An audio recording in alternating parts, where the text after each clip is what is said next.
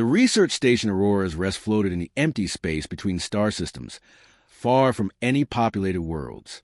Dr. Kate Miller had worked at this remote facility for 5 years, studying the galaxy's most dangerous creatures. The station looked like a massive metal ring spinning slowly in the darkness, its lights blinking like distant stars.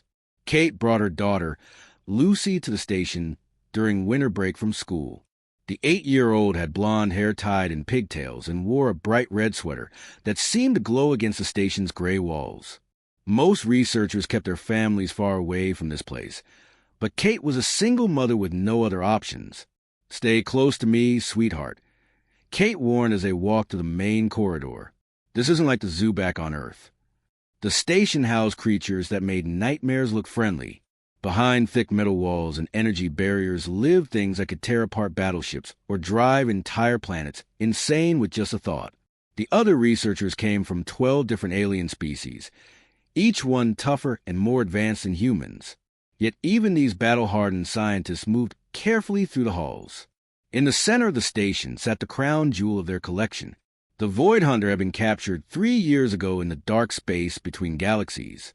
It lived in a specially built chamber with walls 10 feet thick, surrounded by every type of barrier technology the galaxy could provide.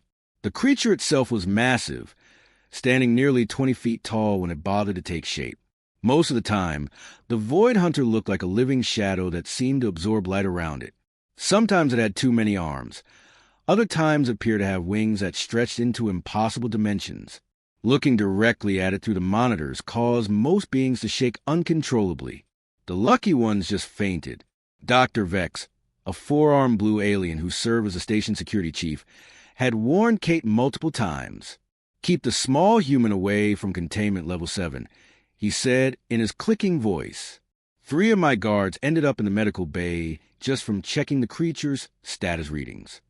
The station's head researcher, a tall gray being called Professor T.H. couldn't even enter the same section as the creature. "In 30 years of studying dangerous life forms," she told Kate, "I have never encountered anything that radiates such pure terror. Even through sealed chambers and multiple barriers, it affects our minds." Kate had tried to study the creature herself, but found her hands shaking whenever she approached its chamber. The thing seemed to press against her thoughts, filling her head with images of endless darkness and ancient hunger. After 15 minutes of observation, she would leave feeling exhausted and jumpy for hours. The creature never moved during these sessions. It simply stood in the center of its chamber, like a statue made of living nightmare. For 3 years, it had shown no response to any attempt at communication. Food materialized and vanished, but no one ever saw it eat. It didn't react to light, sound, or even direct mental contact from telepathic species.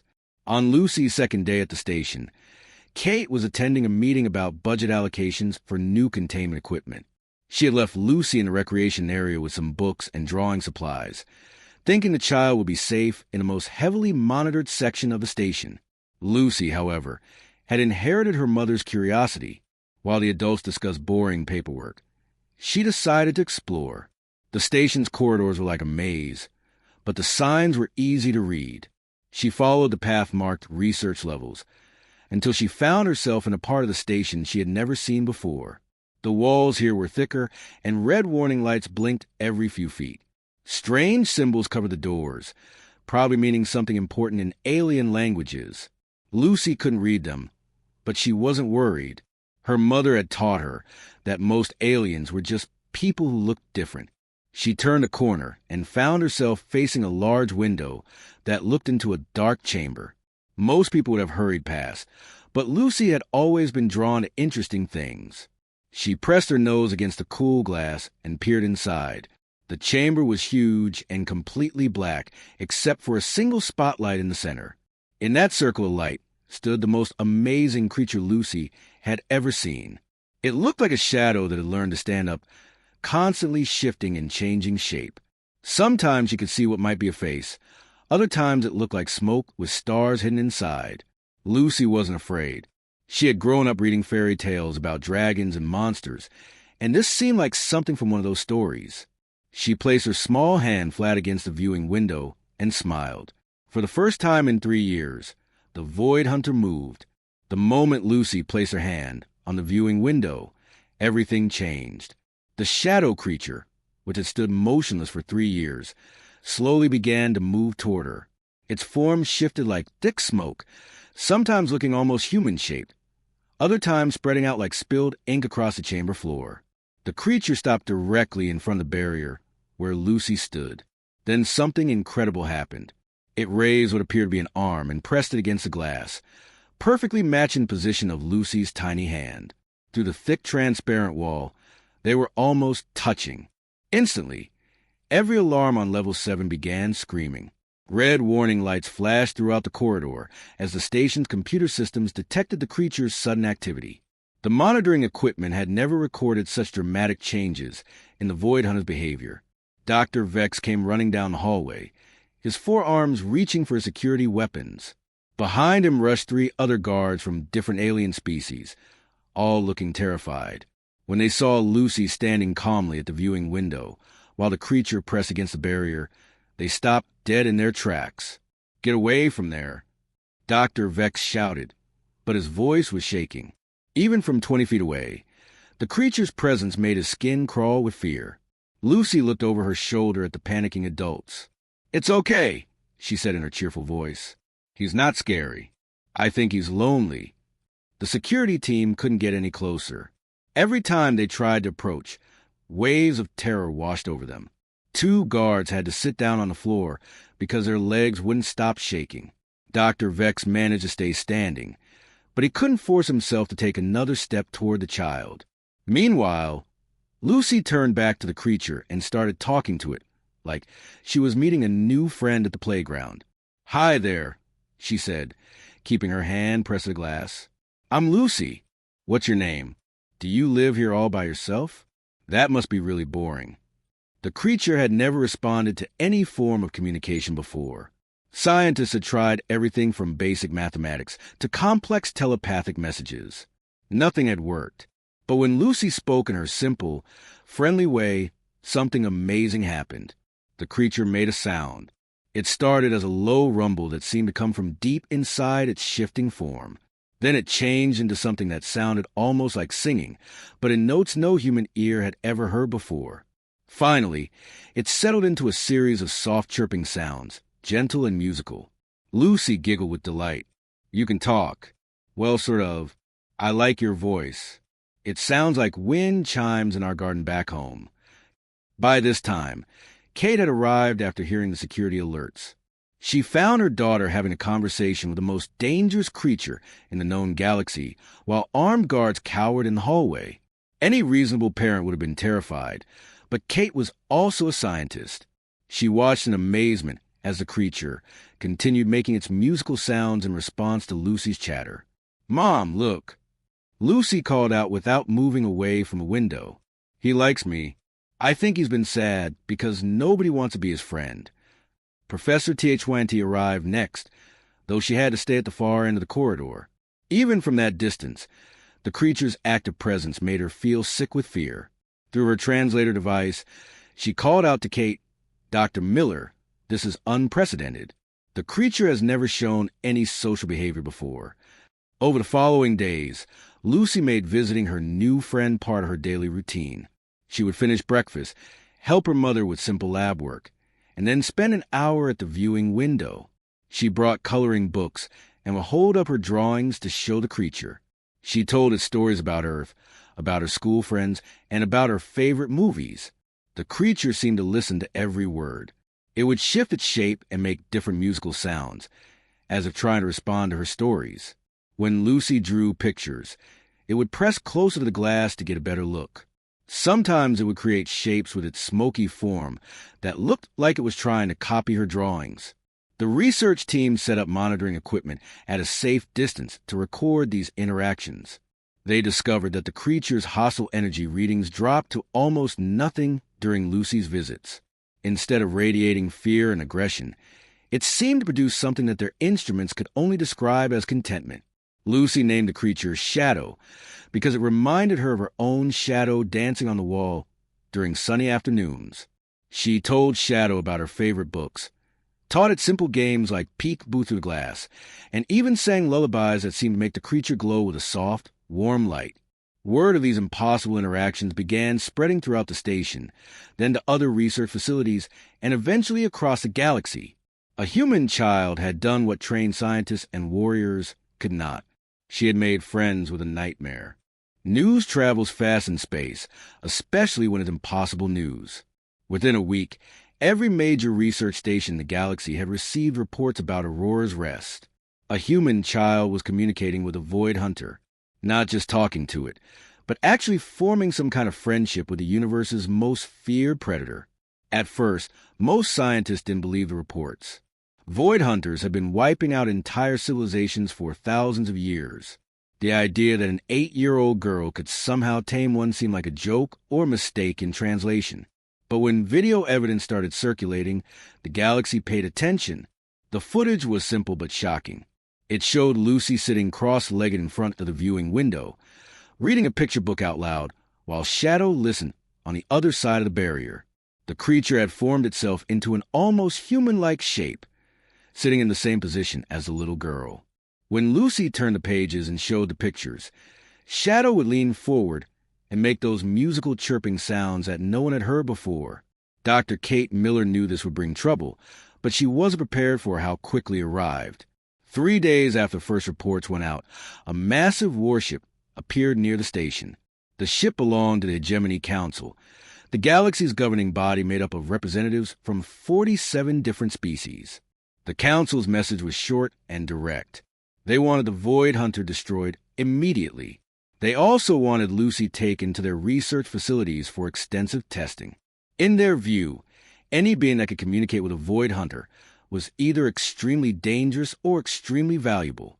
Either way, she needed to be studied and controlled.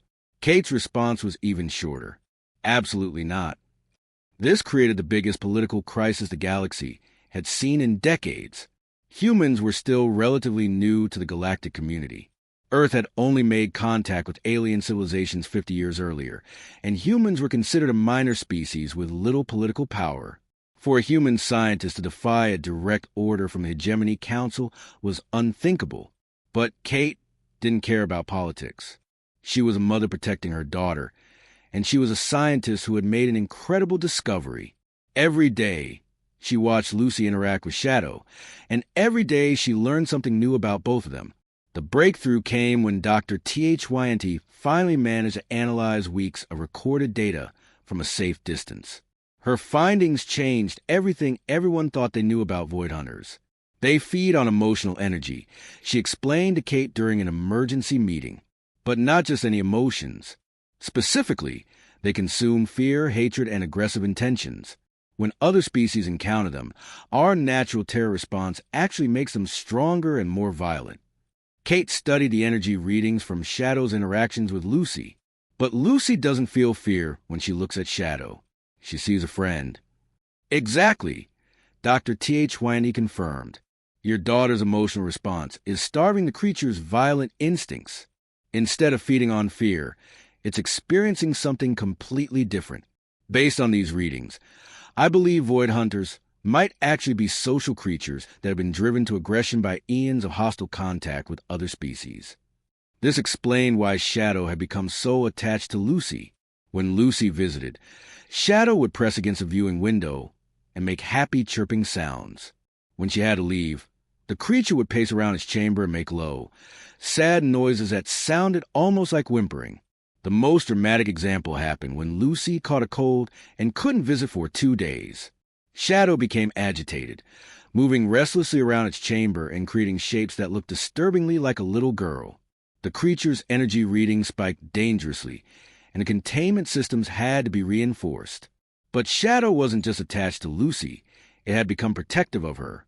When maintenance workers needed to check equipment near the viewing area, Shadow would position itself between them and where Lucy usually sat, even though they were on opposite sides of the barrier. If anyone raised their voice around Lucy, Shadow would immediately move to the window and radiate enough threatening energy to clear the entire corridor. The most touching moment came when Lucy accidentally cut her finger on a sharp edge while drawing. She showed the small bandage to Shadow, explaining that she had hurt herself but was okay now. The creature's response shocked everyone watching on the security cameras. Shadow began making the most mournful sounds anyone had ever heard, pressing multiple appendages against the glass as if trying to reach through and comfort the child. For hours afterward, it stayed close to the window, making soft, concerned noises whenever Lucy moved her bandaged finger. Kate realized that her daughter had accomplished something that military forces and scientific teams had failed to do for centuries. Lucy had shown a Void Hunter what friendship felt like instead of fear. She had proven that these creatures weren't mindless monsters, but intelligent beings capable of love and loyalty. The problem was convincing the rest of the galaxy before the Hegemony Council decided to end the experiment permanently. Every day brought new demands for Shadow's destruction and Lucy's surrender. The political pressure was mounting, and Kate knew that time was running out to protect both her daughter and her daughter's impossible friend. The military fleet arrived without warning. Kate woke up to flashing red lights and the station's emergency sirens blaring throughout Aurora's Rest. Through her quarter's small window, she could see 3 massive warships positioned around the station, like predators surrounding their prey. Lucy sat up in her bed, rubbing her eyes. "Mom, what's happening? Is there a fire drill?" Kate's heart sank as she read the incoming message on her personal communicator. The Hegemony Council had run out of patience. They were taking Shadow and Lucy by force, effective immediately. Within an hour, the station was swarming with armed soldiers from 6 different alien species. They moved through the corridors in full combat gear, their weapons charged and ready. The regular research staff was ordered to their quarters while military personnel took control of every system. Commander Zelk, a tall reptilian officer with scales that changed color when he was angry, found Kate in the laboratory. His scales were currently a deep red, which meant he was not in the mood for discussion. "Dr. Miller," he said through his translator device, "you will bring the human child to Docking Bay 3 immediately. The creature will be transferred to a military containment vessel for transport to the Council's research facility." Kate stood her ground. "I won't let you take my daughter. And you can't just move Shadow like he's cargo. The creature has formed an emotional bond with Lucy."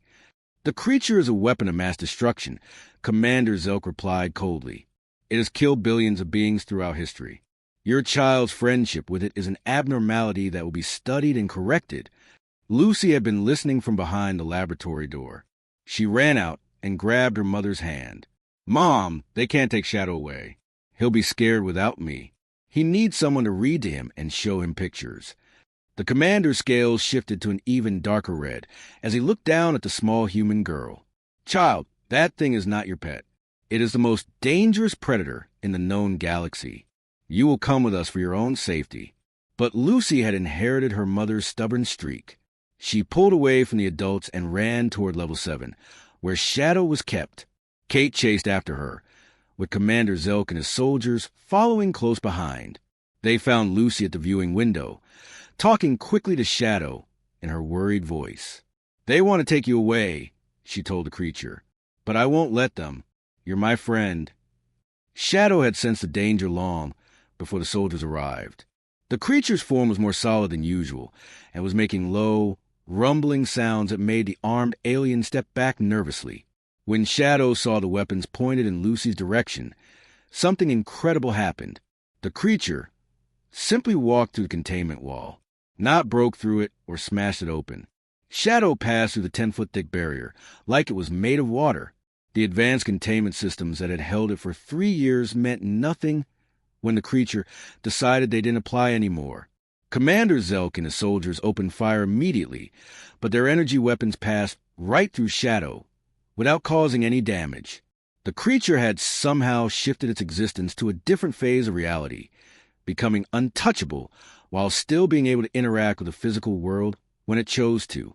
Panic spread through the station like wildfire.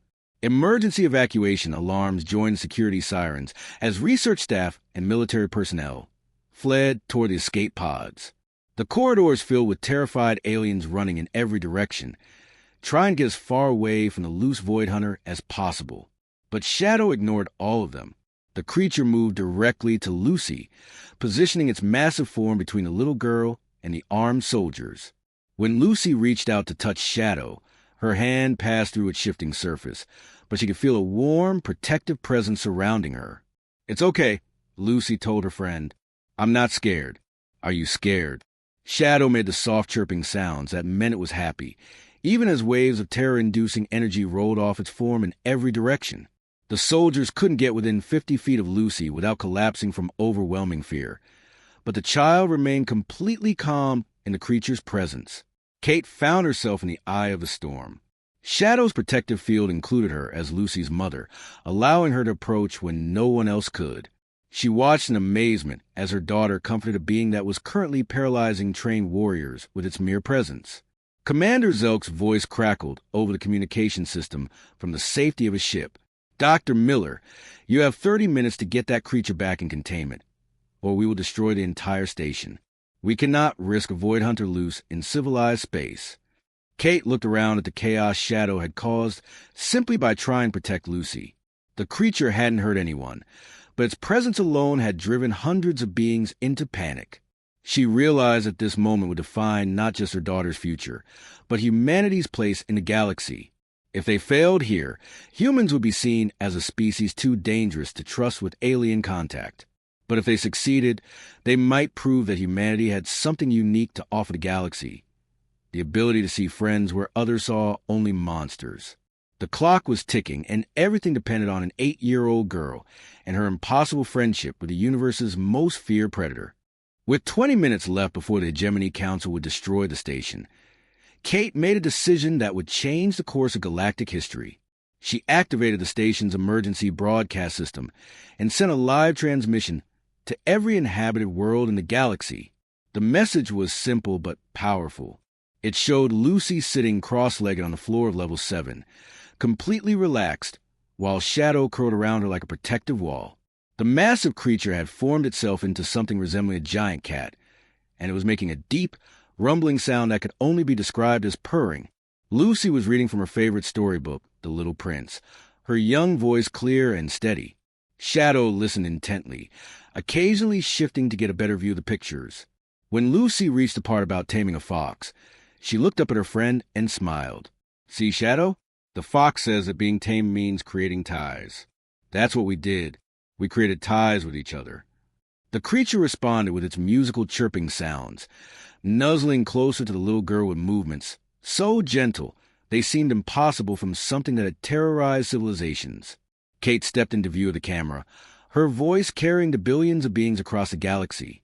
"My name is Dr. Kate Miller, and what you're seeing is not a trick or an illusion. This is my daughter Lucy and her friend Shadow. For 3 years, we tried to study this creature using fear, force, and containment. We learned nothing except how to be afraid." She paused, watching as Lucy turned a page and showed Shadow a drawing of a rose. But humans have a different way of approaching the unknown. We don't always shoot first and ask questions later. Sometimes we extend our hand in friendship before we even know if it's safe to do so. The broadcast reached the Hegemony Council's flagship, where Commander Zelk was preparing to fire on the station. The military leaders watched in stunned silence as the most feared predator in the galaxy behaved like a gentle pet with a human child. Kate continued her explanation, knowing that the entire galaxy was listening. "We discovered that void hunters aren't evil. They're social creatures, just like many of us. For thousands of years, every species they encountered met them with weapons and terror. They fed on that fear because it was the only emotional energy available to them. But when Lucy approached Shadow with curiosity instead of fear, with friendship instead of hostility, everything changed. The evidence was undeniable. Shadow had shown no aggression toward Lucy or Kate, even when protecting them from armed soldiers. The creature had broken free from containment, not to destroy, but to shield a little girl from people perceived as threats. Dr. Tejwayant's voice came over the communication system from her evacuation ship. The energy readings support Dr. Miller's conclusions. The creature's hostile emissions have decreased by 97% during interactions with a human child. It's displaying behavioral patterns consistent with domesticated companion animals from dozens of species. Lucy looked up from her book and waved at the camera. "Hi, everyone. This is Shadow. He's really nice once you get to know him. He likes stories and drawings, and he's teaching me his song language. Don't be scared of him, okay? Shadow seemed to understand that they were being watched by the galaxy. The creature carefully formed itself into a more recognizable shape and made a series of gentle, welcoming sounds that somehow conveyed peaceful intentions without needing translation. The response was immediate and overwhelming. Messages flooded in from across the galaxy as species that had lived in terror of void hunters for millennia watched a human child reading bedtime stories to one. Scientists, philosophers, and even military leaders began asking questions that no one had thought to ask before. What if other monster species were also misunderstood? What if humanity's unusual approach to first contact could solve conflicts that had raged for centuries? Within hours, the Hegemony Council called off their attack. Instead, they requested that Kate and Lucy demonstrate their methods with other dangerous creatures in controlled environments. The implications were staggering. Humans, barely 50 years into galactic society, suddenly found themselves in demand as diplomatic specialists and xenobiological consultants. 6 months later, Lucy and Shadow lived quietly on Earth in Kate's childhood home in Colorado. The former apex predator had adapted to human life with surprising ease. Shadow discovered a love for animated movies, especially ones with music. The creature would form itself into a couch-like shape so Lucy and her friends could sit on it during movie nights, purring contentedly throughout the films. Shadow also developed an unexpected fondness for ice cream, though it consumed the treat by absorbing it rather than eating it in any conventional sense. Vanilla was apparently its favorite flavor, though chocolate came in a close second. The backyard became Shadow's favorite place on Earth. The creature would spend hours taking different shapes to entertain the neighborhood children, who quickly overcame their initial fear and treated Shadow like the world's most interesting playground equipment. Lucy started a video blog showing Shadow's daily life, which became the most watched program in galactic history. Her simple message resonated across species barriers. Sometimes the scariest-looking people just need a friend. Their friendship had proven that understanding could triumph over prejudice, that curiosity could overcome fear, and that sometimes the most important discoveries come from the hearts of children who haven't yet learned to be afraid of the impossible.